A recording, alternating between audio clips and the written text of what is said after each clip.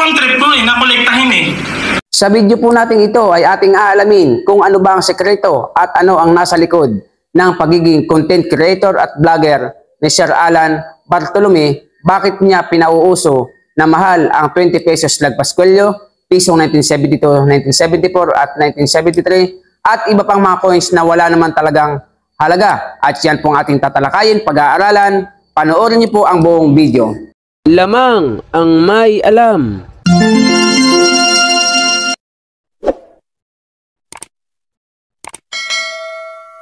Ginto pilak ang trabaho ko, pag pilatis ng ginto'y eksperto ko.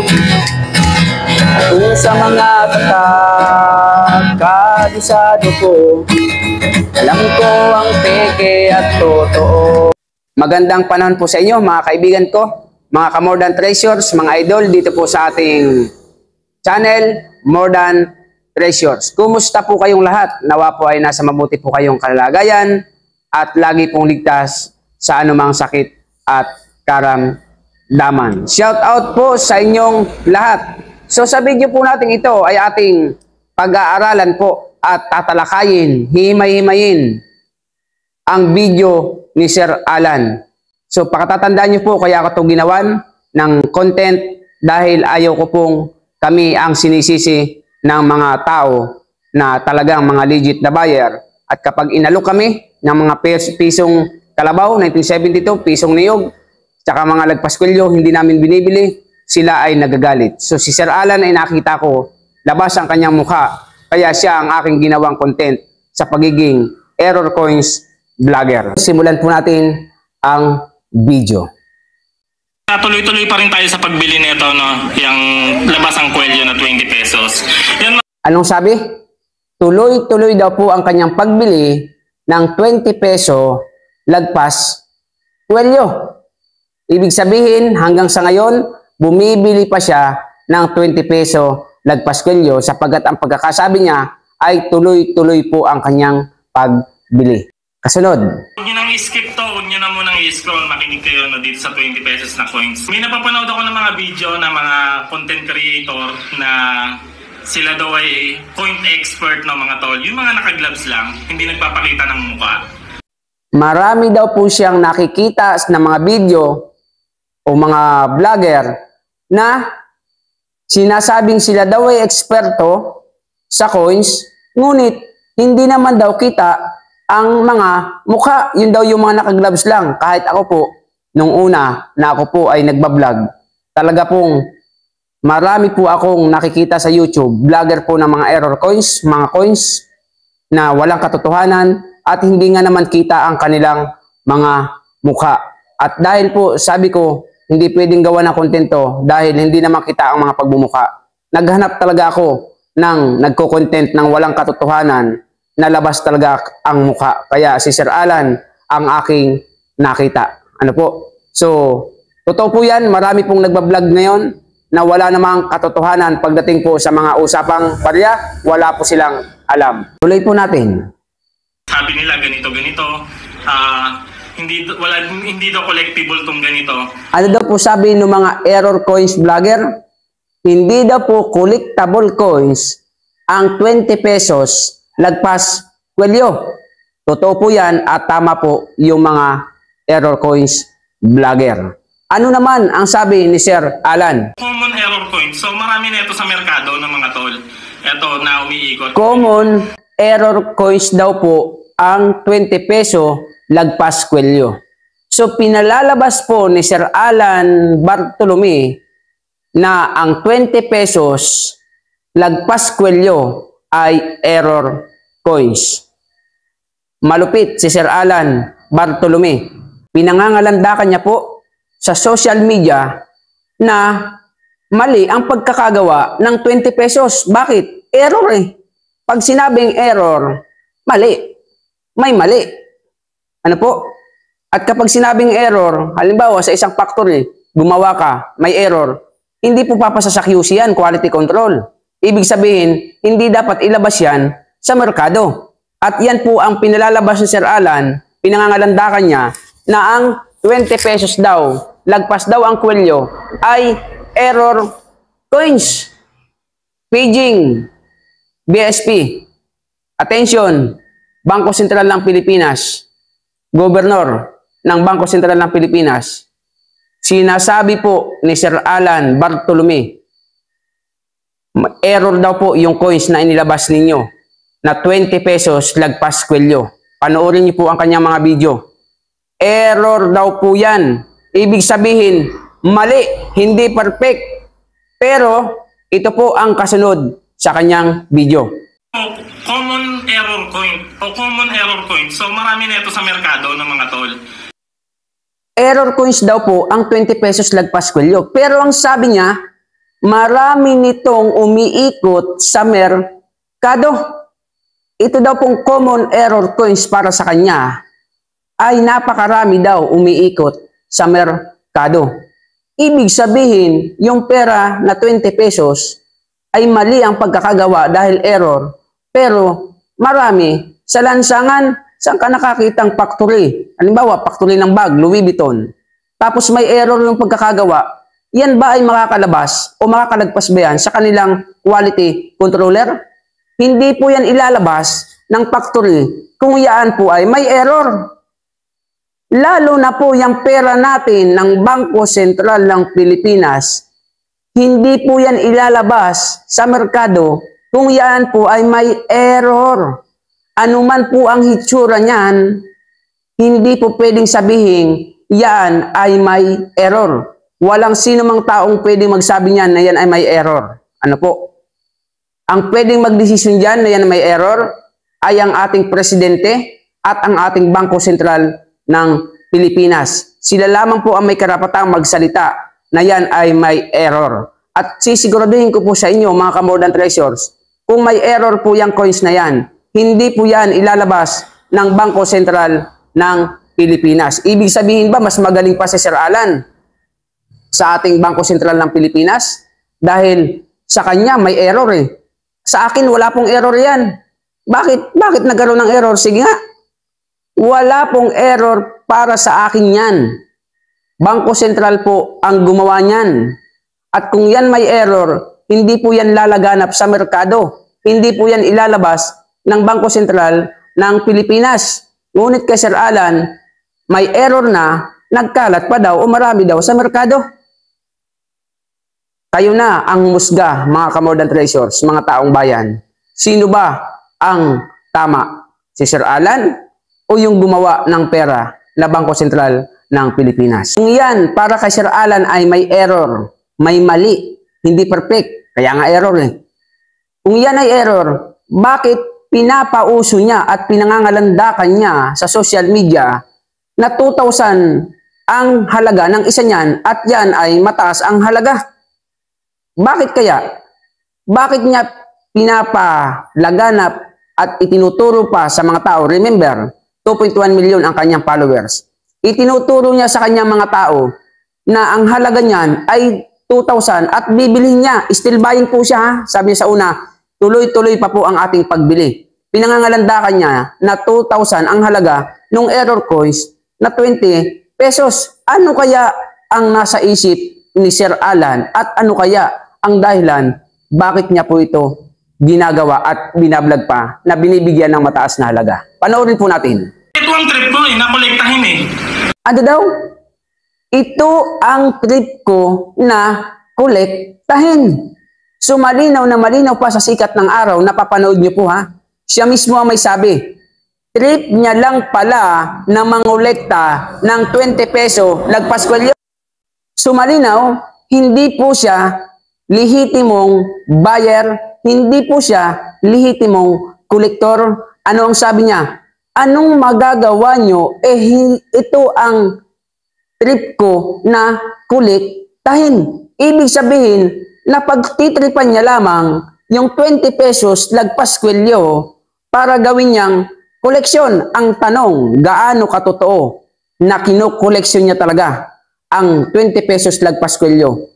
Binili ko na yung marami kong 20 pesos lagpas kwelyo. Naka-upload po yan sa YouTube ko. Ano po? Na kung sino mang vlogger na lagpas kwelyo, ibibigay ko na lang. Wala po nag-claim. nagtatabi ulit ako, meron na naman ako dyan. Sir Alan, gawa ulit tayo ng kasunduan with notaryo ulit, ano po, sa abogado. Kung talagang ikaw ay kolektor ng lagpas kwelyong 20 peso na pinauuso mo, dahil yan ang trip mo, sabi mo, bilhin mo ang lahat ng 20 pesos ko na lagpas kwelyo. At hindi lang ako, lahat ng merong hawak na 20 pesos na sabi mong lagpas kwelyo, kailangan bilhin mo yan. Ipakita mo yan sa social media, sagutin mo yan sa akin para mapatunayan mo sa buong mundo na legit kang kolektor ng 20 pesos lagpas kwelyo. Pag sinabi kasing kolektor, tulad ko, kolektor po ako. Ang binibili ko talaga, 1945 pababa. Kolektor at the same time, buy and sell. Okay po? 1945 pababa. Yan ang tunay na collectible coins. Ngunit, tinuro ko din sa video ko na hindi lahat ng 1945 pababa ay nabibili sapagkat meron din pong nalahok dyan na hindi po binibili. At meron din pong ang taon ay bago pa, hindi naman 1945, may 2,000 years nga lang po eh. Collectible din. Bakit? Dahil po sa kanilang pagkaka-metal. Ano po? So, kapag sinabi kong binibili ko at kinokolekta ko, tambakan mo ko ngayon. Ilan mang piraso dalahin mo? Basta sa presyong sinabi ko, bibilhin ko yan. Yan ang tunay na kolektor. Si Sir Alan, sasabihin niya, tuloy-tuloy po tayong bumibili. Tayo ang legit na buyer ng coins. 20 peso lagpas kwelyo. Oh, ang daming mga comment dyan. Doon po sa, ang daming comment, ba't hindi niya bilhin lahat? At pag nabili mo lahat yan, meron pa sa akin. At pag meron pa sa akin na ubos mo, marami pa po tayong alam na 20 pesos lagpas kwelyo. Bibilhin mo ha, bibilhin mo ng 2,000 pesos. Yayaman po ang bansang Pilipinas. Bakit? Kapag totoong namimili yan si Sir Alan ng 20 pesos lagpas kwelyo, yayaman po tayo. Ano po? Hindi po tayo magkakautang. Bakit? Papagawa tayo, re-request po tayo sa Bangko Sentral ng Pilipinas. Gumawa po sila ng 20 pesos lagpas kwelyo. Yan. Okay? Para bilhin naman ni Sir Alan ng 2,000 ang isa. Laglag po sa atin ng Amerika. Bakit? Eh, $20 nila. Magkano po ang halaga? Oh, 20 times 50. 1,000 lang. O sa atin, 20 pesos, 2,000. Tayo po ang may pinakamataas na currency ng pera sa buong mundo. Kapag ka po tinutuo ni Sir Alan na siya talaga ay legit collector. Ano po? Buyer ng 20 pesos lagpas kwelyo. Dapat sagutin niya ito para mapatunayan niya po sa buong mundo na siya talaga ay legit collector. Ulitin ko sa inyo, lahat ng sinabi kong bibilhin ko, dalhin mo ngayon, anytime, kahit ilang piraso, basta sa presyong sinabi ko, bibilhin ko po yan. Hindi mo na kailangan pang mag-like, comment, and share sa akin. Basta dalhin mo, babayaran ko. Dumadayo po tayo sa iba't ibang lugar para lang hanapin yan. Okay? Inaw po ha, sa kanya na mismong bibig, nagmula. Okay? Siya ay nang titrip lamang. Sabi niya, trip lang lamang daw niya. Trip lang daw po niyang bilhin, kolektahin ang mga 20 peso lagpas kwelyo. So ito pa po ang kasunod na kanyang sinabi. Panoorin po natin. Hindi naman pera nila yung pinambibili ko. Pera ko yung pinambibili ko dito, no? Sa mga nakakausap ko. Pera ko naman yung pinambibili ko, hindi naman pera nila. Ano daw? Hindi naman daw pera natin ang kanyang pinambibili at yan daw po ay pera niya. Pag sinabing pera niya, sarili niyang pera galing sa kanya. Ibig sabihin, wag natin siyang pakialaman. Ibig sabihin, wala tayong pakialam. Bakit? Hindi daw natin pera yung pinambibili niya. At yan daw po ay pera niya. Ang tanong, totoo ba? Kung sinasabi niya na yan ay sarili niyang pera, kung iwanan kaya siya ng kanyang 2.1 million na followers, kaya niya kayang mangolekta ng 1972, 1974, 2,000 ang isa. Meron pang 1973. Ano po? At meron pang $250, 15,000 bili niya. At 20 pesos lagpas kwelyo. Kung wala po kayang 2.1 million na followers ito, Saan siya kukuha ng pera? Take note, mga ka-more than treasures, sa mga followers ni Sir Alan, take note niyo po ito. Ang sabi niya, galing sa sarili niya ang kanyang pera. Ang tanong, saan ang galing yung pera niya? Doon po sa sweldo niya sa Facebook dahil meron siyang 2 million na followers. Gusto ko ipaalala sa inyo, mga ka-more than treasures, sa followers ni Sir Alan. Ang sabi niya, kaya siya nangongolekta ng mga barya dahil trip niya lang.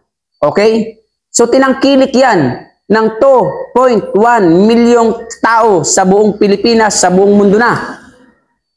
Tinangkilik. Bakit? Naniwala sa kanya na binibili niya talaga ang 20 pesos lagpas kulyo ng 2,000. Naniwala sa kanya na binibili niya ang 1972, 1974, 2,000. Sinabi pa nga niya, 1973, 2,000. Wala pong 1973. At sinabi niya pa, $250. Binili niya ng 15,000 pisong kalabaw, 1,000. At marami pa po siyang vlog na binibili niya talaga ng ganyan kamamahal ang mga perang wala namang ganyang kataas na halaga. Ngunit remember, sa bawat isa sa atin, take note, yan po ay trip niya lang daw. Malinaw na sinabi niya, ha? Yun ang trip ko eh. Yun ang trip kong bilhin eh. Ngayon, yung 2.1 million na followers si Sir Alan, sasabay ba kayo sa trip ni Sir Alan? Ako, tatanungin ko ang mga followers niya, may natutunan ba kayong maganda kay Sir Alan? Sige, anong natutunan nyo? Ang bigyan ng halagang 2,000, ang ginawang 20 pesos ng Bangko Sentral ng Pilipinas, yung ginawang 20 pesos, hindi naman error, ginawa ni Sir Alan, ginawang error. Ilagpas daw kay Coelho. Yung pisong kalabaw na face out na at wala ng kabalyo-balyo, tinatapon na lamang sa lansangan, binigyan niya ng halaga 1,000. Yung $250 po ng Amerika, $250, binigyan niya ng halaga 15,000 daw. Grabe. Yan ang trip niya. Ang tanong, 2.1 million na followers ni Sir Alan sa Facebook, sasabay ba kayo sa trip ng inyong Sir Alan? Kasi pagdating po sa kaso, hindi po pwedeng isa lang. Pag may mga kasama yan, ang tinatawag dyan, ang tawag dyan, accessories of the crime. Kahit hindi ikaw ang may kasalanan, ngunit nakaisa ka, accessories of the crime ang tawag dyan. Hindi ko po sinasabing may kaso kayo. Example ko lamang po yan. Gayon din po, sa trip ni Sir Alan, makikitrip ba kayo? Ano po? Sasabay ba kayo sa trip ni Sir Alan nyo? Tanungin ko kayo, anong natutunan nyo? Ang bigyang halaga, ang walang halaga. Ito, silipin nyo po ang aking YouTube channel, More Than Treasures.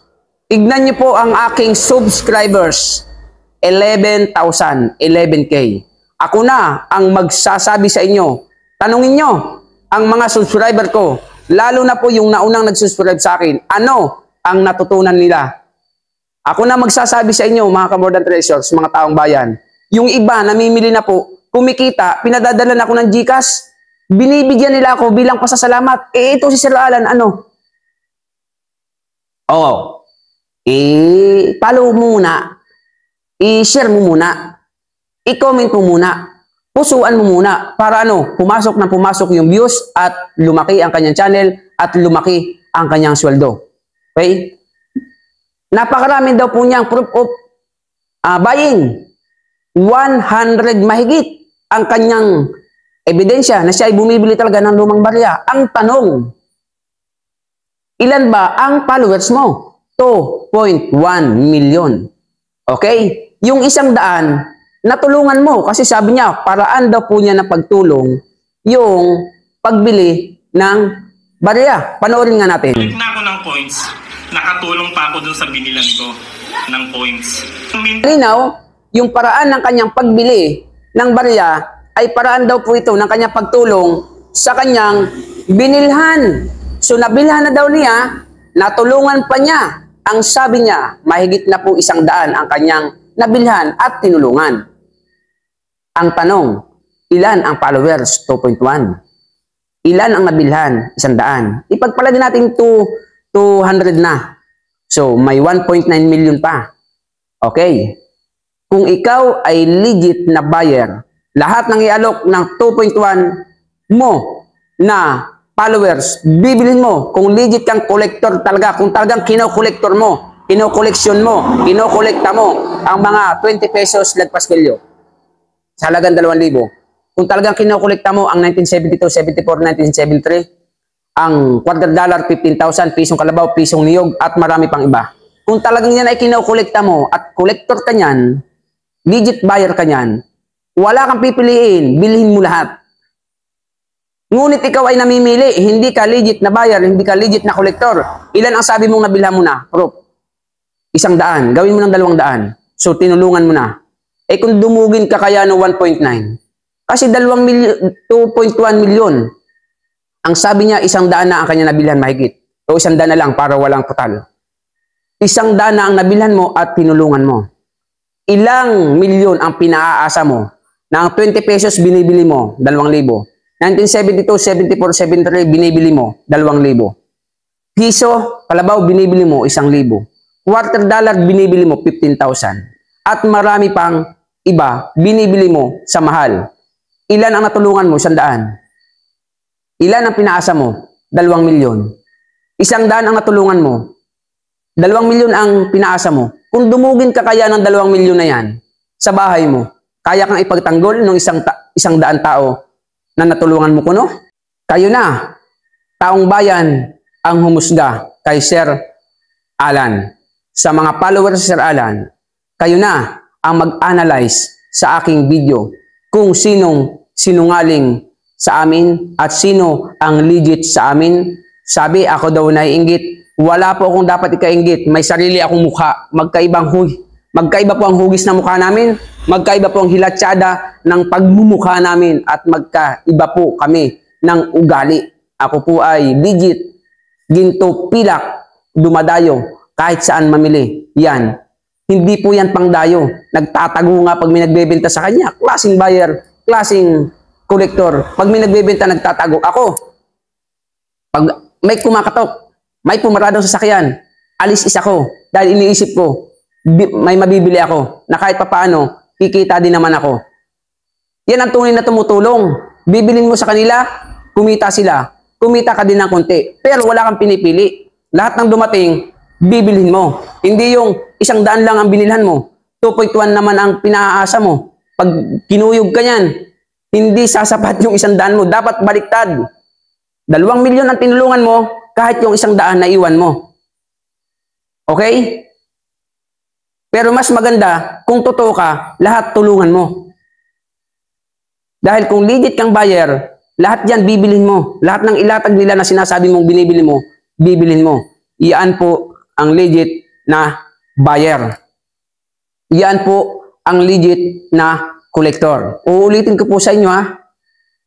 Wala po tayong galit at sama ng loob. Pero ako po ang tao na kapag kabisado ko ang isang bagay, huwag mo kong pagyayabangan.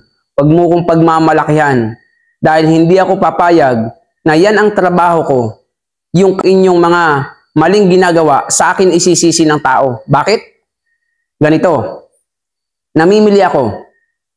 Ilalabas nila. Sasabihin ko, baka po may mga sinauna kayong pera dyan, binibili ko. Ilalabas. Lalabasan ka ba naman ng pisong kalabaw? Sinauna ba yan? Lalabasan ka ba naman ng 20 pesos lagpas kwelyo? 5 piso golf landing. Ano po? 1972-74. Pag hindi mo binili, galit na galit. Namamagod lang kayo. Pinapagod nyo lang mga tao. Samantalang sa Facebook, sa YouTube, ang mamahal niyan. Hindi ko lang makontak, pero binibili nila yan. Tignan nyo po ang impact. Tignan nyo po ang itinuro mo sa mga coins vlogger na hindi totoo. Tignan mo, Sir Alan, isa ka sa nagturo. Tignan mo ang bunga ng iyong pagtuturo na ang 20 pesos, 2,000. 1972-74, 2,000. Sinasabi mo pa, mayroong 1973, wala namang nilabas sa Bangko Sentral. $2, 15,000. Pisong niyog, pisong kalabaw, 1,000 ang bili mo. Tignan mo ang bunga ng iyong mga pinagtuturo. Bakit? Dahil ang sabi mo, yan ay treat mo lamang. 2.1 followers, mag-isip po kayo. trip lang pala yan ng inyong boss na Sir Alan. Kayo na po ang mag-analisa, kayo na po ang musga, taong bayan. Sa mga bagong dating, ito po ang inyong kaibigan, ang idol ng aking channel. Maging idol ko na din po kayo at mag-idol tayo sa isa't isa. Pag sinabi sing idol, humahanga sa isa't isa, ngunit hindi sinasamba. Kailangan humanga lang po tayo sa isa't isa. Bilang mga magkakaibigan, ito po ang inyong kaibigan, More Than Treasures. Kung kayo ay bagong dating, pakisubscribe niyo po ang ating channel. Kung gusto niyo po, hit niyo po ang notification bell, lagay niyo po ay all upang lagi kayong update sa ating mga bagong videos. At kung may mga katanungan po kayo, comment kayo sa ating comment section.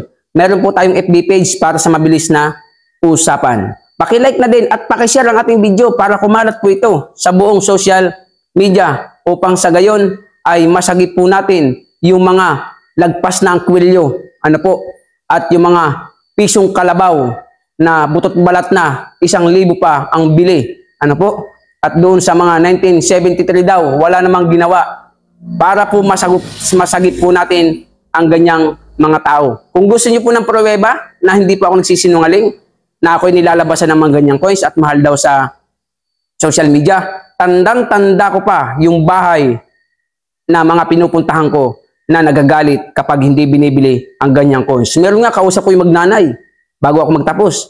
Nilabas sa akin mga pisong kalabaw, pisong niyog. Akala yata nung anak, dumating yung anak, nakatricycle. Akala yata bibilhin. Nagagalit, oh, wag niyo ibenta yan ay. Ako may kilala sa Facebook. Kausap ko na sa Facebook. Mahal yan, mahal yan.